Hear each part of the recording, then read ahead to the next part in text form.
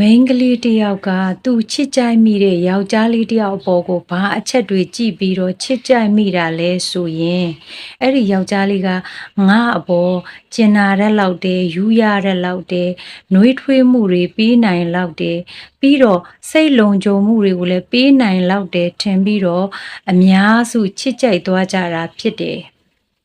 ဒီယောက်ျားလေးဒီကောင်လေးကငွေရေးကြေးရေးချမ်းသာလို့ချစ်သွားတာမဟုတ်ဘူးပတ်စံတွေပေါ်များချမ်းသာတာကိုကြည့်ပြီးတော့ချစ်ကြိုက်သွားတာမဟုတ်ဘူးမိန်းကလေးတစ်ယောက်ကအဲ့ဒီယောက်ျားလေးကိုချစ်ကြိုက်မိတာက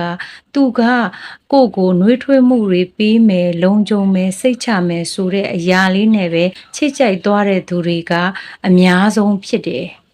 ဒီတော့မိန်းကလေးတစ်ယောက်ကတကယ်ချစ်ကြိုက်သွားမိပြီဆိုရင်အဲ့ဒီမိန်းကလေးကသူ့ရဲ့အချစ်ဟာဘဝကြီးတစ်ခုလုံးလို့ထင်ပြီးတော့ပေးဆက်တက်ကြတာများပါတယ်